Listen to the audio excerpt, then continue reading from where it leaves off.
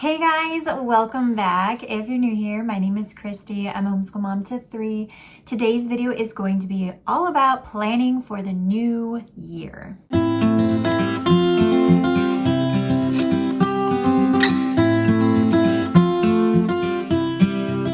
When I say planning for the new year, I do not mean the following school year. I mean January, post-holiday planning. So I don't know about you, but around January, I have this natural kind of urge to evaluate everything, to take a look at what we're doing, where we're headed, the big picture of our homeschool, how things have been working for us. This is also the time that I crave some more creativity in our homeschool. It's the point where I often will switch things up and add some new things in just to kind of keep our homeschool days a little less like hum-ho. This is usually the time where I might decide to pick up a unit study or a special novel study or something, take a break from kind of what we've been working so consistently on, or just kind of step back a little bit so that we can add in something new and exciting.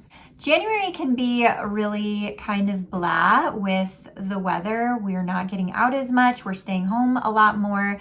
And it's also the time where I feel just the most like stifled in like creativity and excitement. Looking forward to how our school year is going and heading in what direction. I just have like a couple things that I'm planning for the new year. So the first thing that I need to kind of evaluate going forward, something I need to change, is in regards to Lacey's language arts. So back in my last update, I don't know if I updated you since the fall time on what we're using and how things are going, but we ended up stopping Fix-It Grammar for now. I just don't feel like the method that follows is really sticking with her. So I have been kind of pulling some grammar things and some other things from The Good and the Beautiful Language Arts 6. I printed it off because it's free to print and I need something to kind of fill those gaps right now. And so I'm not using that course in its entirety whatsoever. I'm just kind of pulling things that I think that she would benefit from doing.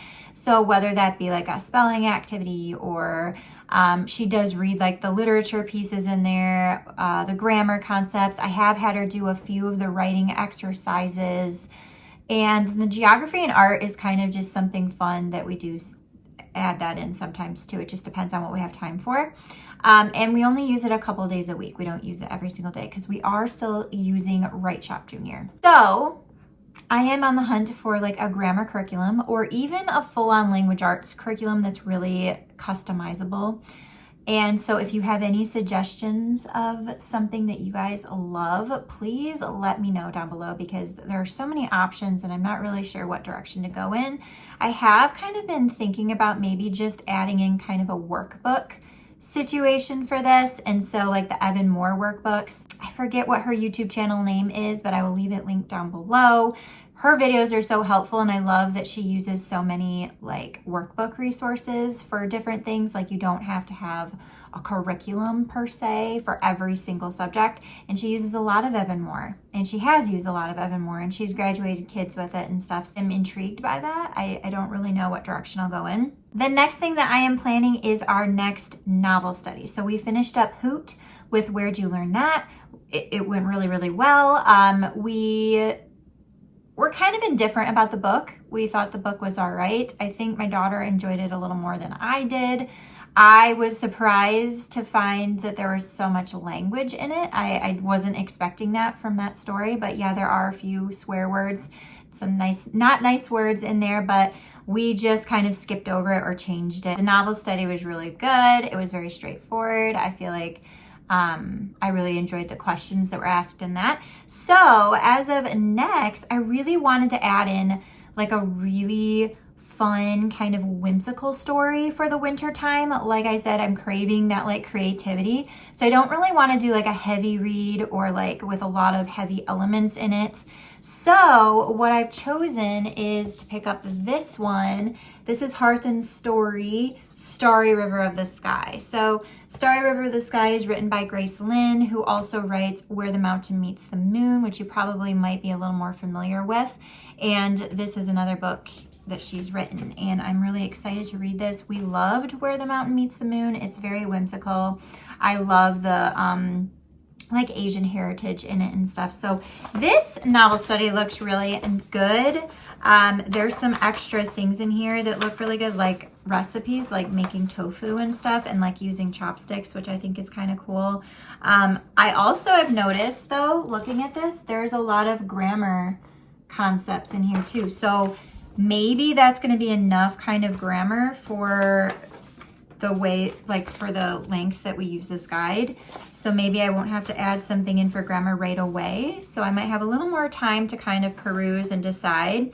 But yeah, so they talk about like similes a lot in here. They break down literary element. I think this is going to be like a really fun study to do this January. So something else that I might be changing up is my middle schooler's Spanish curriculum. So currently she's using athomemiddleschool.com for her Spanish lessons. It's a free website that has a couple different courses on there, and it's videos that she watches every day, and then she answers some questions about those videos, and then she does practice in Duolingo. So I knew that I was kind of on the hunt for a little bit more of an explicit, structured Spanish curriculum for her now that she's kind of got her feet wet. My friend Stephanie, who I met through this homeschool community, she speaks Spanish and she also teaches Spanish to high schoolers. And so I asked her for a recommendation because I don't even know where to go as far as that. And she recommended this book. This is Español en Vivo. I think that's how you pronounce it. And it's a workbook, and this is for grades 4 through 8. They also make high school level books as well. This is just the first one in the series.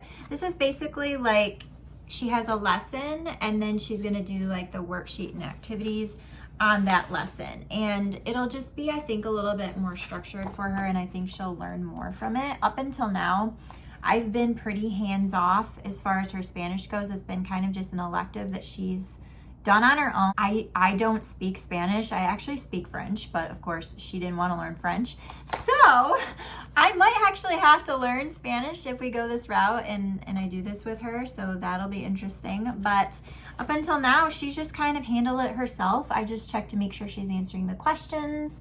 I do actually ask her to speak to me in Spanish, tell me something she learned, that week or something.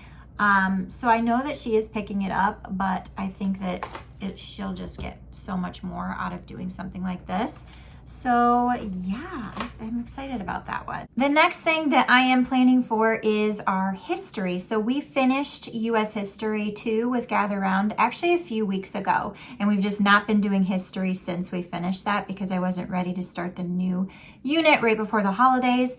And so now I need to go purchase the next US History unit, and we're going to do US History 3 and just kind of keep going with that. The next thing that I am kind of in the research phase of is phonics for Isla. So Isla is my kindergartner, and she is about ready to finish Gather Round Letters and Numbers. We're in the 4th unit.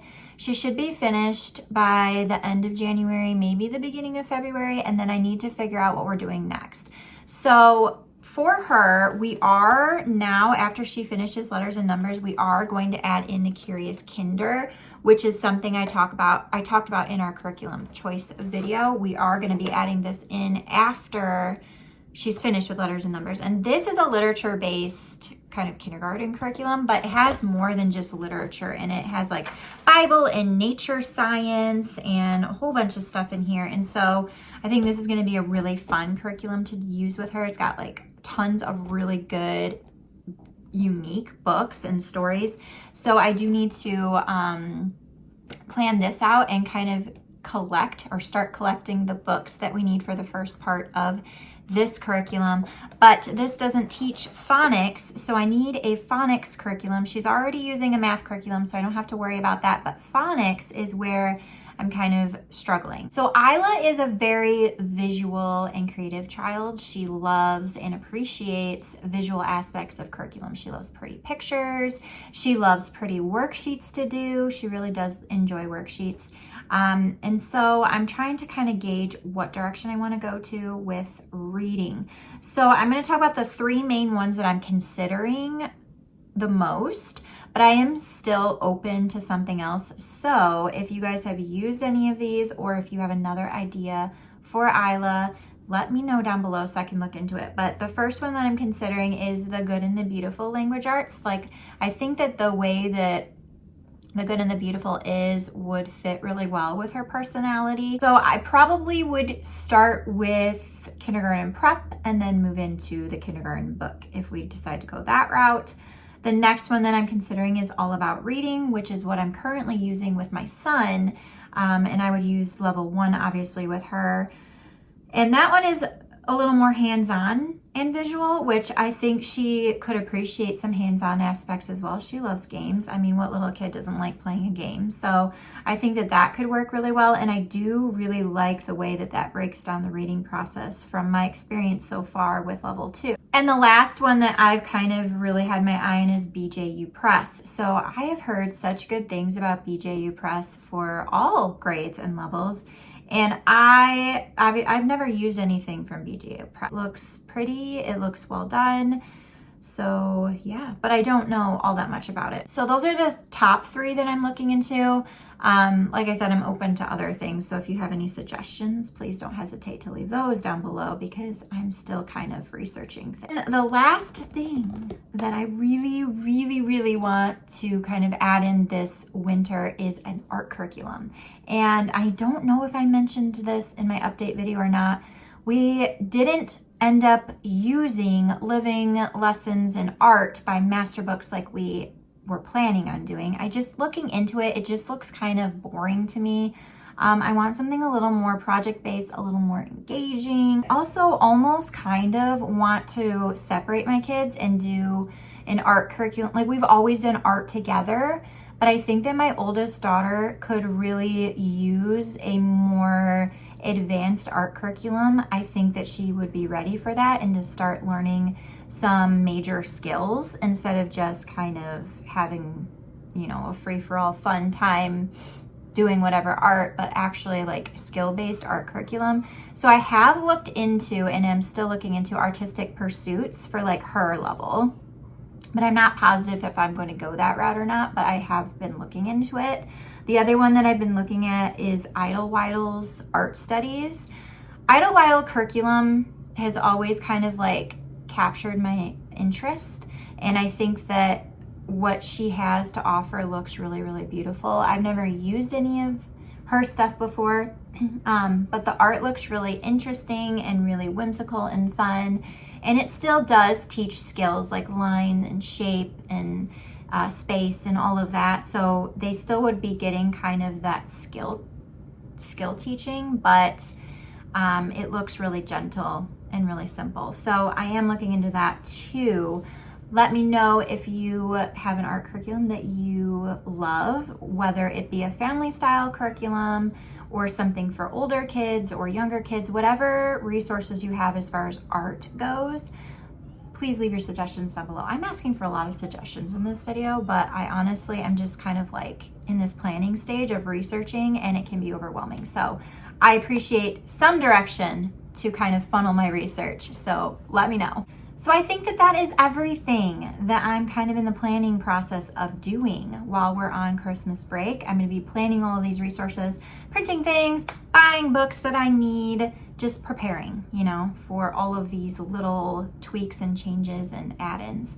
So I hope you guys enjoyed this video. Let me know if you're planning anything new for January post-holiday season. Also, let me know if your favorite resources that are working really well for your homeschool, let me know what those are down below. Maybe something that's not working out the way that you expected. whatever it is, I love chatting with you guys, and I'll see you in another video very soon. Bye.